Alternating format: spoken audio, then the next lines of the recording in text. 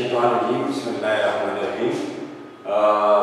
علامہ اقبال کا تصور وطنیت پہ جو لیکچر جاری تھا ڈاکٹر عبدالوحید قریشی کے حالات زندگی آپ کو پڑھائے جا رہے تھے کلاس.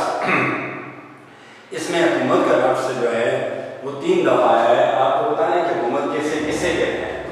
تو دیکھیں کلاس ایک ہوتی ہے ریاست. اسٹیٹ کن چیزوں سے مل کے بنتی ہے؟ 4 چیزوں سے. ریاست زائد 4 ہوتے ہیں. کانسٹیٹیوشن آف دا ایلیمنٹس کہتے ہیں وہ 4 ہوتے ہیں: آبادی، پاپولیشن، علاقہ، ٹیریٹری، حکومت، گورنمنٹ اور اقتدار یا سوورنٹی. حکومت کے وہ اختیارات جو جس طرح میں نے ساتھ کہتا تھا کہ بک پوائنٹ ہے، حتمی ذمہ داری میری جان کینیڈی کہتا تھا. اپنی ایک فائل میں لکھا تھا کہ بک پوائنٹ از ہیئر، یعنی حتمی ذمہ داری میری ہے. تو حتمی جو ذمہ داری ہوتی ہے اس کے اقتدار اعلیٰ کہتے ہیں، سوورنٹی. اب یہ جو ریاست ہوتی ہے اس پر جو حکومت ہوتی ہے تو وہ 3 چیزوں سے مل کر بنتی ہے. حکومت کے شعبے انگلش میں کہتے ہیں آرگن آف دا گورنمنٹ. تو یہ حکومت کے 3 شعبے ہوتے ہیں کلاس. پہلا شعبہ ہے مکلمہ، لیجسلیٹو، یہ قانون بناتی ہے. اور اس کے بعد عاملہ، ایگزیکٹو، جو قانون کو عملی طور پر نافذ کرتی ہے. اور تیسرا جو شعبہ ہوتا ہے عدلیہ، اسے انگلش میں کہتے ہیں جوڈیشری. یہ قانون کے مطابق جو ہے فیصلے کرتی ہے. جو مکلمہ قانون بناتی ہے اس کے مطابق یہ فیصلے کرتی ہے. اور اس کو کیا کہتے ہیں؟ گورنمنٹ، جو کہ کس کی ہوتی ہے؟ ریاست کی ہوتی ہے. تو یہ ڈاکٹر وحید قریشی کے حالات زندگی مختصر طور پر اپنے اختتام کو پہنچے. اب چیپٹر کی طرف آتے ہیں، سبق کی طرف آتے ہیں.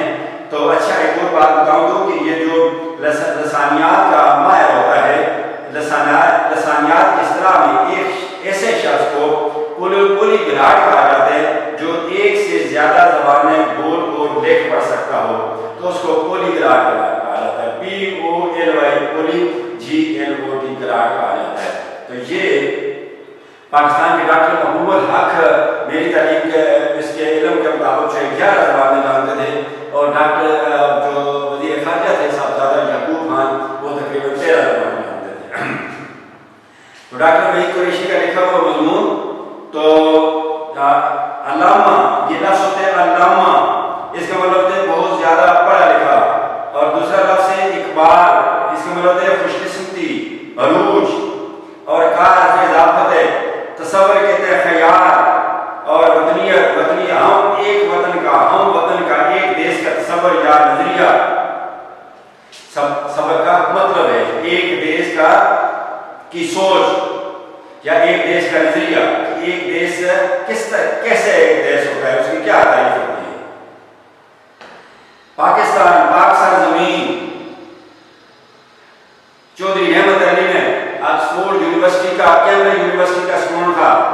اس نے ایک رسالہ 1933 کی بات ہے کلاس. تو اس نے ایک رسالہ وہاں سے ناؤ آر نیور، ایک رسالے میں مضمون لکھا کہ ناؤ آر نیور، اب یا کبھی نہیں. اس نے پاکستان کا مطلب، پاکستان کے لیے لفظ پاکستان استعمال کیا. اور اس سے جب پوچھا گیا کہ آپ یہ لفظ کیسے آپ نے بنایا، تو وہ کہتے ہیں میں نے پنجاب سے پے لیا، کشمیر سے کاف لیا، اور پھر سندھ سے میں نے سین لیا. اور الف جو ہے میں نے پنجاب سے پے لیا، صوبہ سرحد کے افغانوں سے میں نے الف لیا، کشمیر سے کاف لیا، سندھ سے سین لیا، اور بلوچستان سے میں نے تان لیا. اور لفظ پاکستان جو ہے تخلیق ہو گیا، بن گیا. پاکستان ایک نظریاتی مملکت ہے. پاکستان ایک نظریے کے قائم ہونے والا ملک ہے. ایک نظریے کی وجہ سے بننے والی سلطنت یا ملک ہے. اور پھر اگلی بات، اور اصول پاکستان کو حاصل کرنے کی جد و جہد، کوشش تگو دو کا بنیادی اصل جس پر اس کی بنیاد قائم ہے، محور یہ احساس تھا، محور مرکز یا آربٹ یہ احساس تھا، یہ سوچ تھی کہ ایک ایسا خطہ ارض وجود میں آئے جو اسلام کی تجربہ کا ہو. مطلب یہ کلاس کہ پاکستان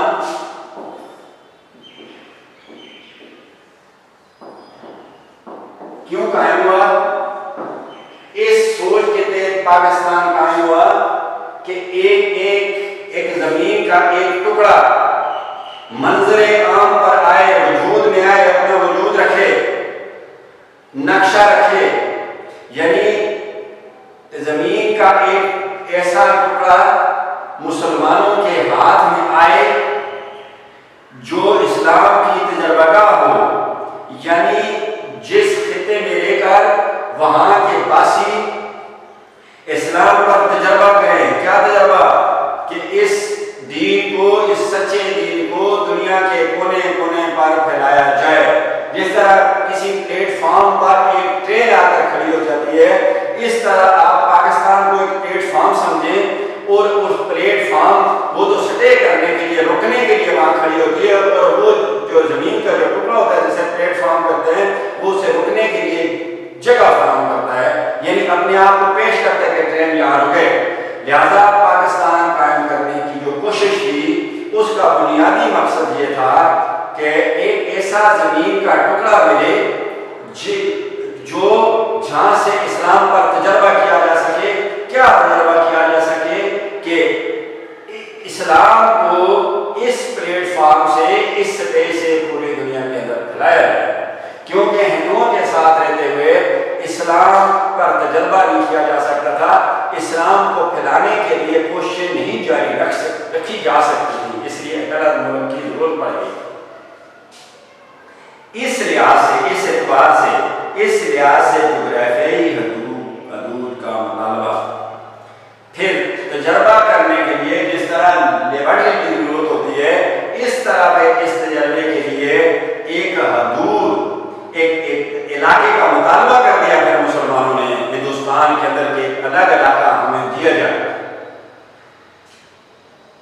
اسلامی قدروں کے نفاذ کا مسئلہ قرار پاتا ہے۔ اسلامی قدروں، اس قدر کہتے ہیں، قدر کی جمع ہے قدروں، عزت، مرتبہ، یعنی جس سرزمین پر اسلام کے رہنما اصولوں کو نافذ کیا جائے۔ دوستی کیسے کی جاتی ہے؟ دشمنی کے کیا اصول ہوتے ہیں؟ ہمسائے کے کیا حقوق ہیں؟ حکومت کیسے کہتے ہیں؟ رعایا کیسے کہتے ہیں؟ رعایا کو انصاف کیسے دیا جاتا ہے؟ رعایا کی صحت کا کیسے بندوبست کیا جاتا ہے؟ ان کے لیے تعلیم کا کیسے بندوبست کیا جاتا ہے؟ ان کے کھانے کا کیسے بندوبست کیا جاتا ہے؟ ان کو انصاف کیسے فراہم کیا جاتا ہے؟ ان کے لیے ایک چھت کی بھی ضرورت ہوتی ہے، ان کی ضروریات زندگی بھی ضرورت ہوتی ہے، ان کے بنیادی انسانی حقوق بھی ان کو چاہیے ہوتے ہیں۔ لہذا اس خطہ زمین میں رہ کر یہ جو اسلام کے رہنما اصول ہے، جو نبی کریم صلی اللہ علیہ وسلم نے اپنی رعایا کو، اپنی قوم کو وہاں پر فراہم کیے تھے، اور دنیا کو بتا دیا تھا کہ انصاف کیسے کیا جاتا ہے، دوستی کیسے کی جاتی ہے، دشمنی کیسے کی جاتی ہے، ہمسائے کا خیال کیسے رکھا جاتا ہے، اللہ تعالیٰ کی ذات کے احکامات کو، اس نظام کو زمین پر نافذ کیسے کیا جاتا ہے۔ تو یہ اسلامی قدریں ہوتی ہیں، ان کو کیسے رائج کرنے ہیں اس خطے میں۔ مغربی تصور وطنیت اور اسلام کے تصور ملت کے درمیان کیا فرق ہے؟ سوال کہ مغرب کی وطن کی سوچ اور اسلام وطن کی تعریف کیا بتا ہے؟ یعنی مغرب والے وطن کی کیسے تعریف کرتے ہیں، اور اسلام ایک قوم کی یا وطن کی کیسے تعریف کرتے ہیں؟ کیا حکم دیتا ہے؟ کیا خوبی ہونی چاہیے ایک ملت کے اندر، ایک قوم کے اندر؟ اسلام کے لفظی معنی ہے گردن جھکانا، اطاعت، کہ اس کے سامنے، رب کے سامنے جو حقیقی رب ہے، جو خالق کائنات ہے، جو سارے جہانوں کا رب ہے، دونوں جہانوں کا رب ہے، تمام دنیاؤں کا رب ہے، جو مسلم کا بھی رب ہے اور غیر مسلم کا بھی رب ہے، جو مانتے ہیں سو مانتے ہیں، جو نہیں مانتا نہیں مانتا، لیکن رب اس کا ہے، کوئی دوسرا رب نہیں ہے۔ تو یہاں پر موازنہ کرتے ہیں مغرب کا جو وطن کی سوچ ہے اور اسلام جو وطن کی سوچ ہے، اسلام میں جو بنتی ہے وطن کے لیے، یا وطن کیسا ہونا چاہیے، کیا سوال یہ تھا۔ مغرب میں قومیت کا تصور چند بنیادی امور پر مشتمل ہے۔ مغرب میں قوم کی سوچ کے لیے چند بنیادی باتیں ہیں۔ امور کی جمع ہے، امر مطلب کام، لیکن بنیادی باتوں پر جو ہے وہ ڈیپینڈ کرتا ہے۔ مغرب کی سوچ کون سی؟ ایک رنگ کے لوگ ہوں، ایک نسل کے لوگ ہوں، اور پھر ادھود ہو، تو پھر وہ ایک وطن بن جاتا ہے، پھر ایک قوم بن جاتی ہے۔ اور ان بنیادی باتوں سے یورپ کے باشندے اپنی پہچان کراتے ہیں، جن سے مختلف ملکوں کے باشندے اپنے قومی تشخص متعین کرتے ہیں، اپنی خصوصیت مقرر کرتے ہیں، اپنی پہچان مقرر کرتے ہیں، اپنی پہچان کراتے ہیں ایک رنگ کے ذریعے کہ ہم ایک وطن کے لوگ ہیں، نسل کے ذریعے کہ ہم ایک نسل کے لوگ ہیں، اور پھر یہ ہمارا جغرافیہ ہے اور یہ ہماری قوم ہے، یہ ہمارا وطن ہے، یہ ان کی پہچان ہے۔ اقبال کے نزدیک مغرب کا تصور وطنیت، لیکن اقبال کیا کہتے ہیں کہ مغرب والوں کی وطن کی جو سوچ ہے، جب ایک مقصد کی شکل اختیار کر لیتی ہے، نصب الہند کا لفظ استعمال کیا گیا ہے، نصب الہند اصل مقصد کے لیے استعمال ہوتا ہے، تو جب ایک مقصد کی شکل اختیار کر لیتی ہے تو پھر اسلام کی بنیادی روح سے ٹکرا جاتی ہے، متصادم ہو جاتا ہے، یہ سوچ متصادم ہو جاتی ہے۔ اسلام کی بنیادی بیسک جان، روح جان سے ٹکرا جاتی ہے، یعنی مغرب کی سوچ وطن کی اور اسلام جو حکم دیتا ہے وطن کے لیے، اسلامی سوچ جو وطن کے لیے ہے، اس کے درمیان تضاد ہے، براہ راست ٹکراؤ ہے، لڑائی ہے، جھگڑا ہے ان کی سوچ میں اور ہماری مسلمانوں کی وطن کی سوچ میں بڑا فرق ہے، کیونکہ اسلام بنی نوع انسان کی وہ وحدت ہے، کیونکہ اسلام حضرت بنی نوع انسان حضرت آدم علیہ السلام کی وہ وحدت اتفاق یونٹی ہے۔ اسلام آدم علیہ السلام کی اولاد کا وہ اتحاد ہے، وہ اتفاق ہے جو رنگ و نسل و زبان سے بالاتر ہے۔ اسلام میں یا حضرت آدم علیہ السلام کی جو قوم ہے وہ رنگ و نسل کی بات نہیں کرتی، وہ زبان کی بات نہیں کرتی، وہ اس سے زیادہ اور اوپر کی سوچ ہے، بالاتر ہے، اوپر کی سوچ ہے۔ کیا اوپر کی سوچ ہے؟ اس آدم علیہ السلام کی اولاد جو وطن کا تصور دیتی ہے، کس نے سکھایا اس کو؟ اسلام نے سکھایا ہے۔ اس میں رنگ کی کوئی تمیز نہیں، اس میں نسل کی کوئی تمیز نہیں ہے، البتہ جغرافیہ جو اس کے لیے چاہیے ہوتا ہے۔ لیکن بقولے حضرت خالد بن ولید کہ ہر ملک ملک ماس، ہر ملک ملک ماس کے ملک خدائے ماس، کہ ہر ملک خدا کا ملک ہے، اس لیے ہمارا ملک ہے، کیونکہ مسلمان پوری دنیا میں اسلام کو پھیلانے کے لیے آیا ہے، پوری دنیا میں اسلام کو نافذ کرنے کے لیے آیا ہے۔ شروع میں علامہ اقبال مغرب کے تصور وطنیت کے قائل تھے، قائل ماننے والے، کہتے شروع میں اقبال جو تھا ہمارا مفکر اسلام، مفکر پاکستان اور فلسفی جسے پوری دنیا جو ہے تسلیم کرتی ہے، وہ مغرب کے وطن کی جو سوچ تھی اس کو مانتا تھا، یہ ٹھیک ہے، اور انہوں نے وطن کی اس سوچ کو، وطن کے تصور کو، وطن کی اس سوچ کو بانگے درا کی بعض نظموں میں ایک روحانی رنگ بھی دیا ہے۔ بانگے درا، بانگ کہتے ہیں آواز، درا کہتے ہیں گھنٹی کو۔ اقبال کی عشورہ آفاق کتاب بانگے درا میں اس نے اپنی چند نظموں میں اس سوچ کو واضح کیا ہے، اور اس کو کیا رنگ دیا ہے؟ مقدس پاک رنگ بھی دیا ہے۔ اس کو کہتے ہیں ترانہ ہندی یا ہندوستانی بچوں کا گیت۔ چینو کیا کہتے ہیں اقبال؟ چینو عرب ہمارا، ہندوستان ہمارا۔ جب اقبال کی یہ سوچ تھی کہ وہ وطن اس مغرب کے صبر وطنیت کو مانتے تھے، اس وقت اقبال کی نظمیں کیا کہتی تھی؟ اقبال کیا کہتے تھے؟ چین و عرب ہمارا، ہندوستان ہمارا، ہم بلبلیں اس کی یہ گلستان ہمارا، ہم بلبلیں اس کی یہ گلستان ہمارا، مذہب نہیں سکھاتا آپس میں دیر رکھنا، مذہب نہیں سکھاتا آپس میں دیر رکھنا، ہندی ہے ہم وطن، ہندی ہے ہم وطن ہے ہندوستان ہمارا، مذہب نہیں سکھاتا آپس میں دیر رکھنا، ہندی ہے ہم وطن ہے ہندوستان ہمارا۔ اس وقت اقبال کی یہ سوچ تھی جو بانگے درا کے اندر نظر آتی ہے، موجود ہے، لیکن بہت جلد اس اثر سے نکل آیا۔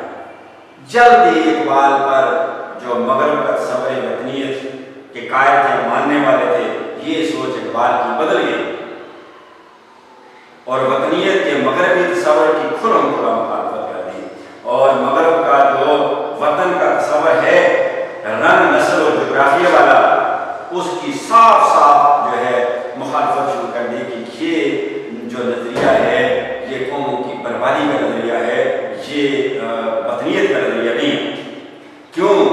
اسی نظریے کا شاخسانہ ہے کہ دو جنگیں ہوں، دو عالمی جنگیں اس نظریے کی وجہ سے ہوئی، کسی اور بات کی وجہ سے نہیں ہوئی۔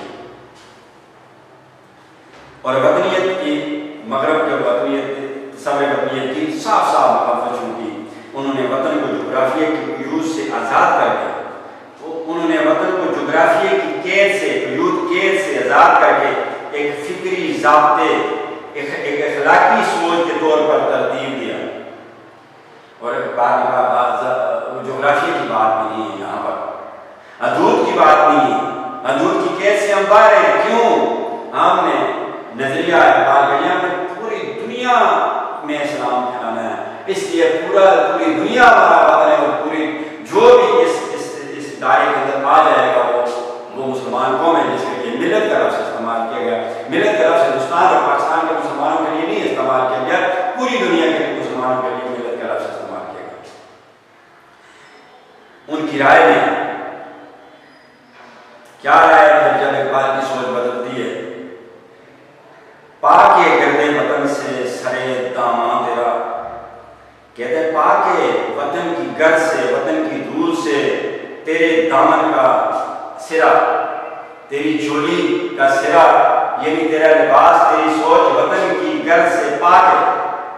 تو وہ یوسف ہے کیا مصر ہے کہ نہ تیرا، کہ تو وہ یوسف ہے کہ ہر مصر ہے کہ نہ تیرا، یعنی تو جس جہاں بھی جائے گا وہ تیرے لیے کنعان ہے۔ فلسطین کا پرانا نام جو ہے وہ کنعان تھا، اس لیے یوسف، تو وہ یوسف ہے، تو یوسف کی طرح جائے، تو مصر میں بھی جائے گا وہ بھی تیرے کنعان ہے، تو جہاں بھی جائے گا وہ تیرے لیے تیرا وطن ہی ہے، اس لیے کہ تیرا جو دامن ہے وطن کی گھر سے پاک ہے۔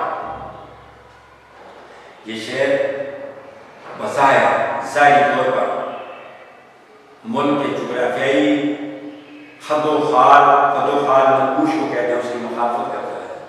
یہ شعر ظاہری طور پر جغرافیہ کی مخالفت کرتا ہے کہ جغرافیہ نہیں ہونا چاہیے، حدود نہیں ہونی چاہیے ملک کے لیے۔ جب ہم پاکستان یا پاکستانی قومیت کی بات کرتے ہیں تو اس شعر کے معانی و مطالب ہمیں یہ سوچنے پر مجبور کرتے ہیں کہ آیا اقبال وطن کی محبت کو تسلیم بھی کرتے ہیں۔ کہتے ہیں جب یہ شعر تو ظاہری طور پر جغرافیے کی نشانیوں کی مخالفت کرتے ہیں، نقش کی جمع ہے، نقوش نشانیوں کی مخالفت کرتے ہیں کہ جغرافیہ نہیں ہونا چاہیے ملک کے لیے۔ جب ہم پاکستان یا پاکستانی قوم کی بات کرتے ہیں تو اس شعر کے معانی کی جمع اور مطالب مطلب کی جمع، یعنی اس شعر کی تشریح ہمیں یہ سوچنے پر مجبور کرتی ہے، اس کے معنی کا مطالب ہمیں یہ سوچنے پر مجبور کرتے ہیں کہ کیا اقبال وطن کی محبت کو مانتے بھی ہیں یا نہیں۔ ظاہر وہ کہتے ہیں کہ میں وطن جغرافی کی قید سے آزاد ہوں، تو پھر وہ وطن سے محبت بھی کرتے ہیں کہ نہیں؟ معبود کو تسلیم بھی کرتے ہیں کہ نہیں؟ دوسری طرف خود تصور پاکستان کی دائی کی حیثیت سے، اور دوسری طرف خود پاکستان کی سوچ کی دعوت دینے والے کی حیثیت سے علامہ اقبال کی خاص اہمیت ہے، اور انہوں نے 1930 میں مسلم لیگ کے صدارتی خطبے میں تصور پاکستان کی سوچ کی ایک جھلک، ایک ہلکی سی روشنی امکانی ممکنہ صورت کے طور پر دیکھ لی تھی۔ علامہ اقبال کے ہاں وہ تصور وطنیت، علامہ اقبال کے ہاں وہ وطن کی سوچ جس کی ابتدا، جس کا آغاز ان کے ہاں جغرافیائی بنیاد سے ہوا تھا، جغرافیے کی بنیاد سے ہوا تھا، اور جس کی پہلی واضح صورت اور جس کی پہلی واضح شکل دھرتی پوجا، وطن کی محبت کے طور پر سامنے آئی تھی، اسے بہت جلد ترک کر کے چھوڑ کر علامہ نے اسلام کے ضابطۂ یار اسلام کے زندگی گزارنے کے طریقوں کے حوالے سے وطن کی صبر خیال سوچ پر غور کرنا شروع کر دیا، یعنی اس سوچ کو، مغرب کی سوچ کو بہت جلد اس نے چھوڑ دیا، ترک کیا۔ پھر اسلام کا جو زندگی گزارنے کا طریقہ ہے، اس کے پوائنٹ آف ویو، اس کے حوالے سے وطن کی جو سوچ ہے اس پر توجہ دینی شروع کر دی، اور جب کسی خاص نتیجے پر پہنچ گئے تو پھر انہوں نے قائد اعظم کے نام اپنے خطوط میں، خط کی جگہ خط عربی زبان کا لفظ ہے، اس کے لفظی معنی نشان یا لکیر۔ اصطلاح میں جب کوئی شخص ایک جگہ سے دوسری جگہ اپنے کسی رشتہ دار کو، کسی افسر کو یا کسی بھی آدمی کو کسی خاص مقصد کے لیے اپنا جو دل کی بات، اپنا جو پیغام بھیجتے ہیں اسے خط کہتے ہیں، ڈاک کے ذریعے لکھانے کے لیے بھیجتے ہیں اسے خط کہتے ہیں۔ تو اپنے خطوط میں سیاسی پلیٹ فارم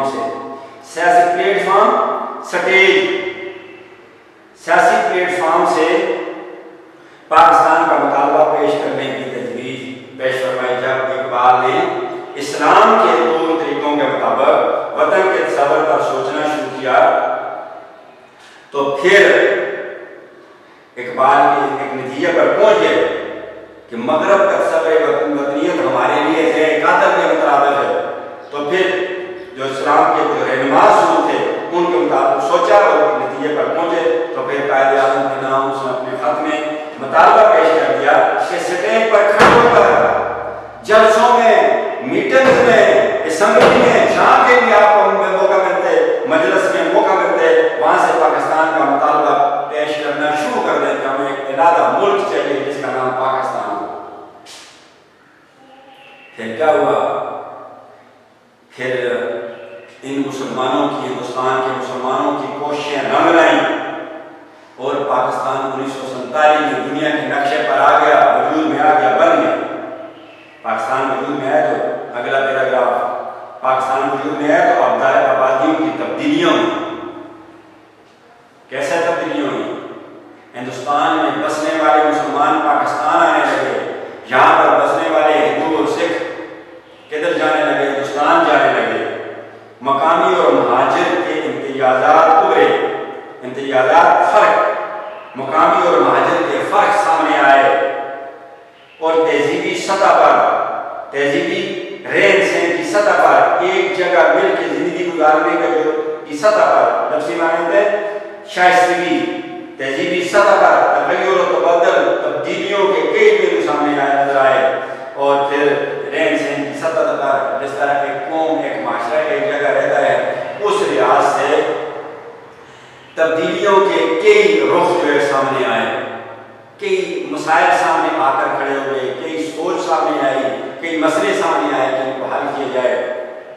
اصول پاکستان سے پہلے یہ علاقہ وسیع تر برصغیر کا سیاسی اثر تھا۔ پاکستان حاصل کرنے سے پہلے یہ علاقہ جو ہے کس کیسا تھا؟ برصغیر کا مطلب ہے چھوٹا براعظم کا سیاسی اثر تھا، اور یہاں کے بسنے والے مسلمانوں کو ہندی مسلمان کہا جاتا تھا۔ ہند اس علاقے کا نام ہے، اور یہاں کے رہنے والوں میں ہندوستانی کہتے ہیں، ہندی مسلمان کہلاتے تھے۔ اب اس برصغیر میں، اب اس دنیا کے چھوٹے براعظم میں دو بڑے ملک ہیں، بھارت اور پاکستان۔ راجا بھرت کا سنسکرت زبان کا لفظ بھارت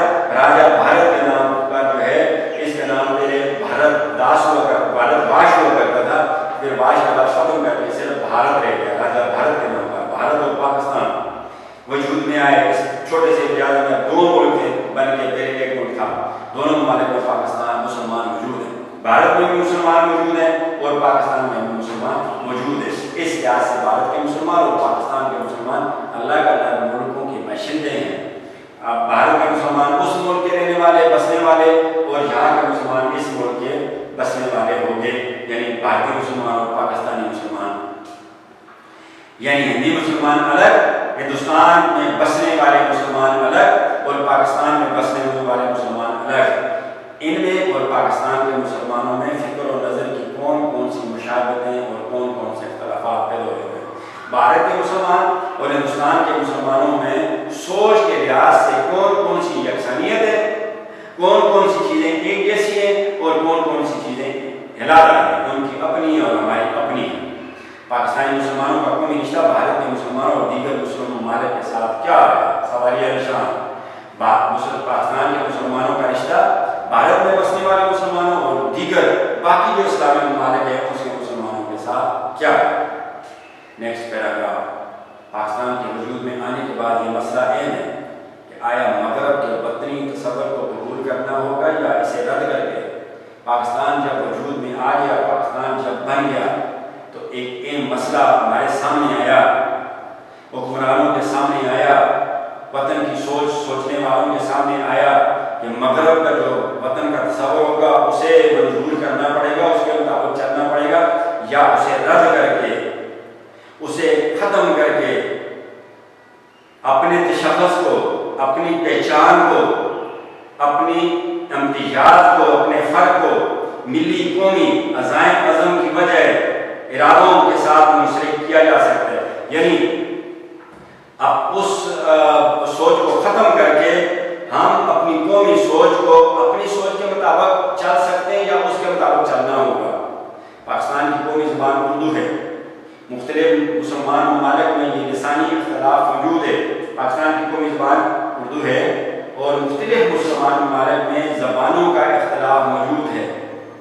ایران میں فارسی، عرب ممالک میں عربی، پاکستان میں اردو، انڈونیشیا اسلامی ملک ہے جس کا دارالخلافہ جکارتا ہے، اس میں انڈونیشیائی زبانیں ملکی اور قومی سطح پر چل رہی ہیں، ملکی سطح پر بھی اور قومی سطح پر بھی چل رہی ہیں۔ تو پھر اس بات کی تلاش ضروری ہے کہ مسلمانوں کی تہذیبی زندگی میں، مسلمانوں کی اس معاشرتی زندگی میں زبانوں کی کیا اہمیت رہی ہے، اور زبانوں کے بارے میں 1300 سال میں مسلمانوں کا کیا رویہ رہا ہے، رویہ برتاؤ سلوک کیا رہا ہے زبانوں کے بارے میں مسلمانوں کی 1300 سالہ زندگی میں۔ ان سوالوں کے علاوہ اور بھی بہت سے سوال ہمارے سامنے آتے ہیں پاکستان بن جانے کے بعد، جن کے صحیح حال پر ہماری قومیت کی بنیادیں استوار ہو سکتی ہیں۔ یعنی اگر ہم ان مسائل کا صحیح حال تلاش کریں تو ہماری قوم کی جو دیواریں ہیں یا بنیادیں ہیں وہ مضبوط ہو سکتی ہیں، لیکن اتنے الجھے ہوئے، اتنے پھنسے ہوئے، اتنے مشکل سوالات کا کوئی مختصر حل سا جواب تو ممکن نہیں ہے۔ یعنی آسانی کے ساتھ ان سوالات کا جواب دینا تو مشکل ہے، ہاں سوچ کے لیے کچھ راستے مقرر کیے جا سکتے ہیں، یعنی ان سوالات کے جواب دینے کے لیے سوچا جا سکتا ہے اور پھر راستہ ایک نکالا جا سکتا ہے تاکہ ان الجھے ہوئے سوالات کا ہم کوئی جواب تلاش کرنے میں کامیاب ہو جائیں۔ اس کے ساتھ کلاس آج کا لیکچر اپنے اختتام کو پہنچا۔ خدا حافظ پاکستان۔